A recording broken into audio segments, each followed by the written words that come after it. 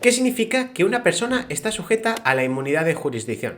¿Qué significa que una persona no responde por los actos que está realizado debido a que se considera inmune por parte del Estado? Pues bien, en el vídeo de hoy vamos a ver un concepto muy importante y que es clave en el derecho internacional, el cual es la inmunidad de jurisdicción. Vamos a ver en qué consiste, cuáles son sus antecedentes y qué características e implicaciones tiene. Así que si estás listo o lista, coge sitio porque estás en Derecho Virtual, la Academia de Derecho donde te explicamos todos los conceptos jurídicos para que los entiendas a la primera, y hoy vamos a ver al detalle en qué consiste esto de la inmunidad de jurisdicción.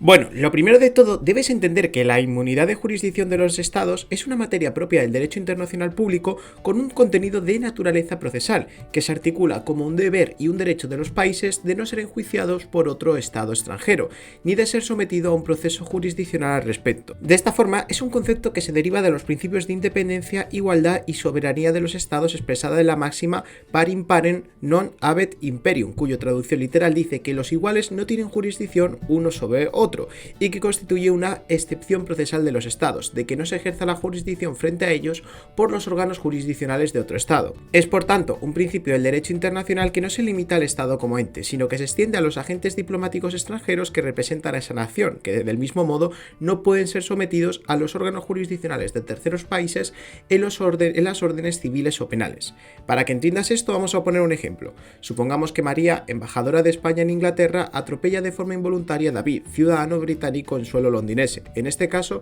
la inmunidad de la jurisdicción de los estados, que se hace extensiva a los agentes diplomáticos, como es el caso, entra en acción, impidiendo que los tribunales británicos juzguen a María por estos hechos. No obstante, el Estado puede retirar este privilegio, al entender que éste ha ejercido sus funciones de representación del Estado acreditado de forma inadecuada, y en ese caso sí podría ser juzgado por los órdenes jurisdiccionales londinenses, donde se realizó el atropello, haciendo que la inmunidad no siempre suponga inmunidad al respecto. Hay que destacar que esta inmunidad de jurisdicción tiene principalmente dos vertientes. Una postura que por un lado entiende la inmunidad de los estados en términos absolutos, haciendo que los actos realizados por los estados o sus agentes diplomáticos no puedan ser demandados o sometidos a los tribunales de terceros países en ningún caso, posición que generalmente ha encontrado el respaldo de los tribunales británicos y americanos, y un segundo plano que considera la inmunidad de los estados de forma restringida, por lo cual gozan de inmunidad de jurisdicción únicamente los actos iure imperi, es decir, los que se derivan del ejercicio de la soberanía de ese estado en territorio extranjero, haciendo por tanto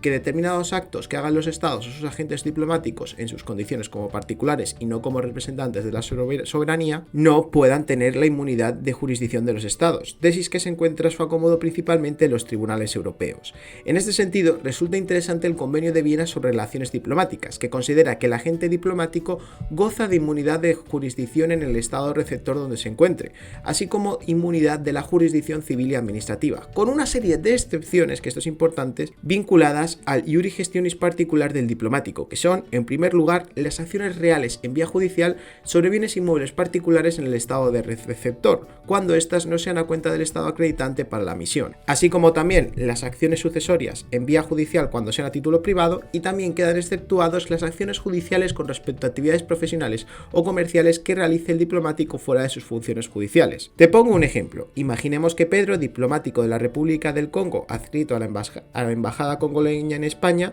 ha montado un restaurante en Madrid para regenerarlo en sus tiempos libres y de esta forma sacar un beneficio. Y si este no paga los salarios a sus camareros, en este caso, al ser un acto iure gestionis particular del diplomático, podría ser demandado y llevado a juicio ante el orden jurisdiccional social.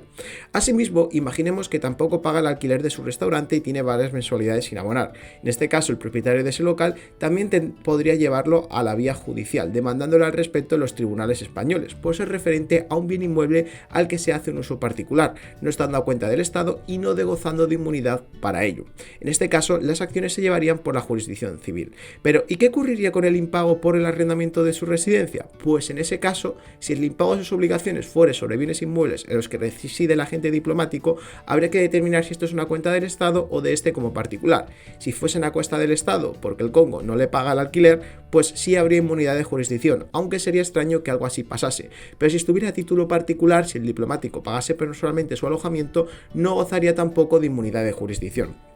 Hay que destacar que la inmunidad de jurisdicción también hace que el agente diplomático no esté obligado a testificar y que tampoco se le pueda poner medidas de ejecución. Es decir, no se le pueden embargar sus bienes inmuebles. Por otro lado, los funcionarios consulares también gozan de algún tipo de inmunidad de jurisdicción, por las cuales no pueden ser detenidos o puestos en prisión preventiva, salvo cuando se trata de un delito grave y por decisión de la autoridad judicial. Es decir, que si Pedro mata a otra persona, esto es un delito grave, puede ser detenido. Pero si se va sin pagar la cuenta por un delito de estafa, no le podrían detener. Asimismo, los funcionarios consulares también quedan sometidos a la jurisdicción del Estado en los actos derivados de su función consular. No obstante, estos sí pueden ser sometidos a la jurisdicción civil en los siguientes casos. En primer lugar, en relaciones contractuales ajenas a la labor del funcionario consular, y en segundo lugar, a las acciones entabladas por un tercero, como consecuencia de daños causados por un accidente de un vehículo. En España, a tal efecto, tenemos la Ley Orgánica 6/2015 sobre privilegios e inmunidades de los estados extranjeros, que recopilan los diferentes tratados internacionales al respecto y que contiene un capítulo respecto a la inmunidad de jurisdicción. En él, su sección primera contiene unas disposiciones sobre el consentimiento del estado extranjero al ejercicio de la jurisdicción por parte de órganos jurisdiccionales españoles. Esto implica que si ha mediado un consentimiento tácito o expreso por ese estado extranjero, este no puede hacer valer su inmunidad de jurisdicción ante un juzgado o tribunal español. Por otro lado, su sección segunda contiene las excepciones a la inmunidad de jurisdicción del Estado extranjero, muy similares a las que hemos adelantado y que reconocían los convenios de Viena, si bien hace algunas concreciones al respecto, en las que no cabría tampoco la inmunidad de jurisdicción de los estados extranjeros. Algunas de estas son, en primer lugar, con respecto a los procesos judiciales relativos a transacciones mercantiles y, en segundo lugar, por los procesos relativos a indemnizaciones por lesiones a personas y daños a sus bienes, cuando estos sean causados por actos atribuibles al Estado extranjero y salvo que haya un acuerdo internacional en otro sentido entre España y ese otro Estado. A ver, te pongo un ejemplo para que lo entiendas bien. Imaginemos que un diplomático de Sudán ha herido mientras realizaba sus funciones diplomáticas a un ciudadano en territorio nacional español, causándole lesiones y rompiéndole su teléfono móvil. Al entenderse que ese agente diplomático tiene inmunidad de jurisdicción en penal, no podría ser juzgado por esos hechos, pero de acuerdo a esta disposición sí tendría que hacerse cargo de las acciones de indemnización que se estimen, comprendiendo las lesiones que el ciudadano ha padecido y el teléfono dañado. Es decir, que no podría ser juzgado, pero sí que se le podría exigir vía civil que pague dicha indemnización. En resumidas cuentas, la inmunidad es un mecanismo que pueden ejercitar los estados para que un hecho que tendría que ser conocido y enjuiciado por un órgano judicial pueda